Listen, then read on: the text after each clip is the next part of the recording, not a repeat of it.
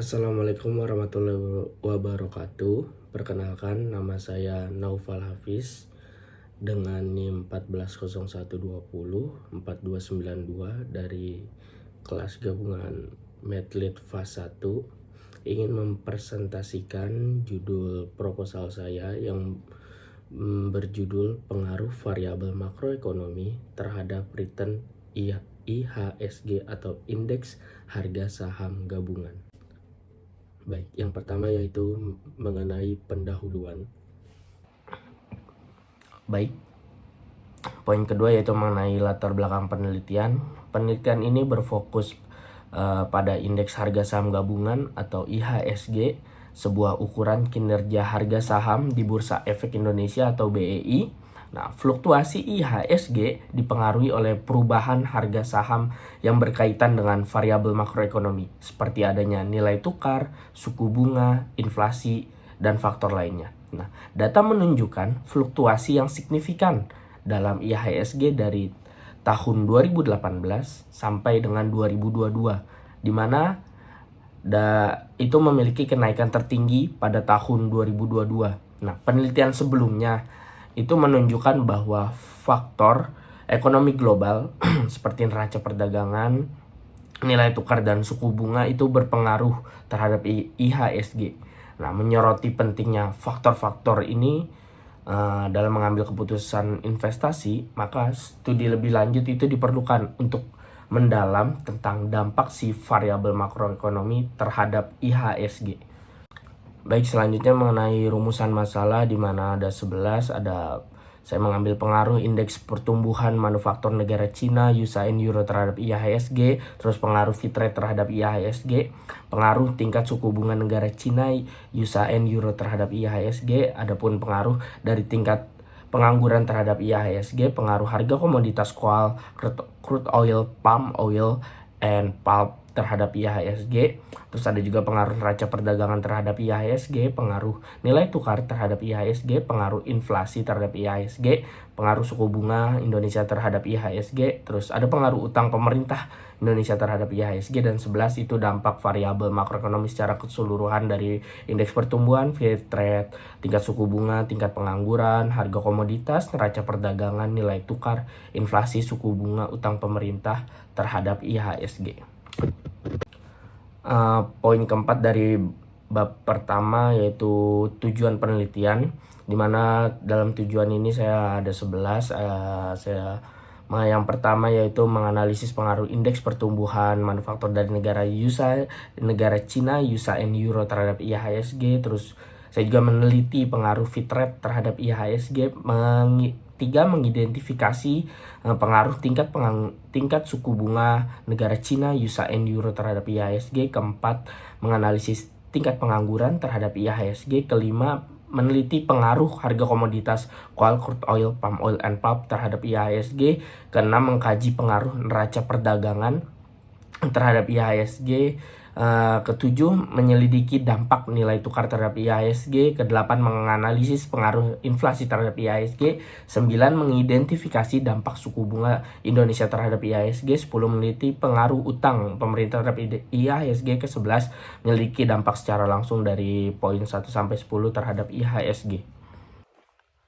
Baik, selanjutnya yaitu poin kedua dari bab 2 mengenai kajian penelitian terdahulu. Ini saya mengambil 10 jurnal, 5 internasional, dan 5 nasional Indonesia.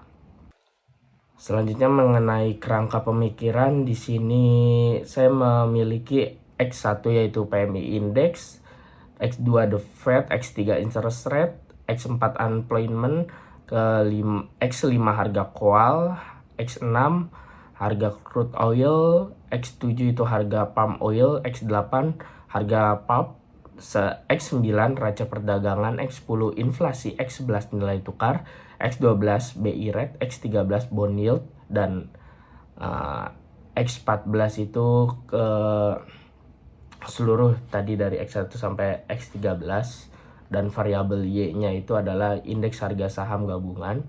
Di sini memiliki hipotesis sebanyak 14 hipotesis.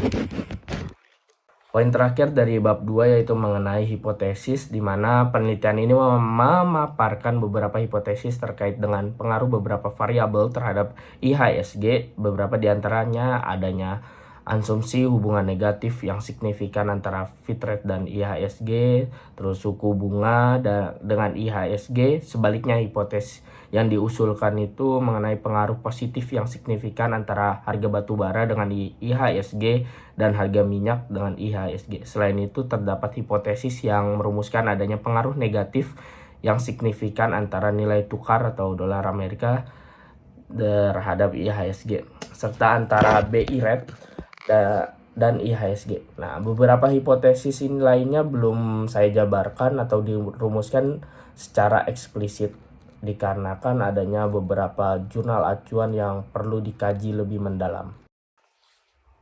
Poin pertama dari bab 3 yaitu tentang jenis penelitian, di mana penelitian ini adalah penelitian murni yang menggunakan data sekunder dari sumber seperti dari BEI, Bank Indonesia, dan Bank Sentral Amerika, dan berfokus pada analisis kausal. Penelitian ini menggunakan data time series dari tahun 2018 sampai 2022. Poin kedua yaitu mengenai operasionalisasi dari variabel, di mana variabel dependent seperti indeks harga saham gabungan dan independent seperti PMI index, the Fed interest rate, unemployment, harga coal, harga crude oil, harga palm oil, and harga pulp. Selanjutnya adanya neraca perdagangan, nilai tukar BI rate, bond yield, dan terakhir adanya inflasi itu selama periode 2018 sampai 2022. Nah, variabel-variabel tersebut didefinisikan dengan sumber data dari berbagai platform seperti investing.com, dataindonesia.id, Badan Pusat Statistik, Badan Indonesia, statista.com, serta dijelaskan peran dan penggunaannya dalam konteks penelitian. Poin selanjutnya mengenai populasi dan sampel. Populasi dalam penelitian ini terdiri dari variabel seperti PMI index, the Fed, interest rate, employment, harga coal, harga crude oil, harga palm oil, harga pulp, terus neraca perdagangan, nilai tukar, BI rate, bond yield, inflasi, dan indeks harga saham gabungan selama 2018 sampai 2022. Sementara itu, sampelnya adalah sebagian dari populasi yang terdiri dari data variabel independen dan dependen dari perusahaan yang terdaftar di Bursa Efek Indonesia dalam rentang waktu yang sama dari tahun 2018 sampai 2022, diambil menggunakan data IHSG. Poin selanjutnya yaitu mengenai pengumpulan data dan sumber data, di mana penelitian ini sumber data diperoleh dari situs web resmi seperti Bursa Efek Indonesia, terus adanya ID Bank Indonesia, terus ada Badan Pusat Statistik, terus Kementerian Perdagangan, statista.com, dataindonesia.id, dan investing.com. Terus jenis data yang digunakan adalah data sekunder kuantitatif yang diperoleh dari publikasi yang diambil dari sumber-sumber tersebut dan pengambilannya dilakukan melalui dokumentasi.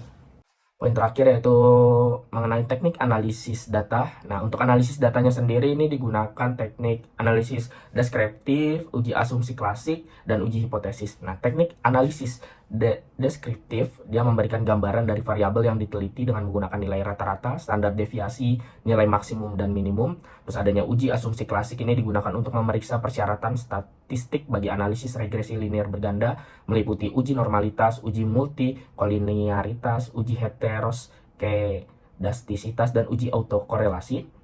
Selanjutnya dalam uji statistik digunakan analisis regresi linear berganda. Ini untuk mengetahui pengaruh variabel independen terhadap variabel dependen. Nah, persamaan regresi menghubungkan variabel independen seperti PMI index, the Fed interest rate, unemployment, harga coal, harga crude oil, harga palm oil, harga pulp, neraca perdagangan, nilai tukar, BI rate, bond yield, inflasi, dengan variabel dependen yaitu indeks harga saham gabungan atau IHSG.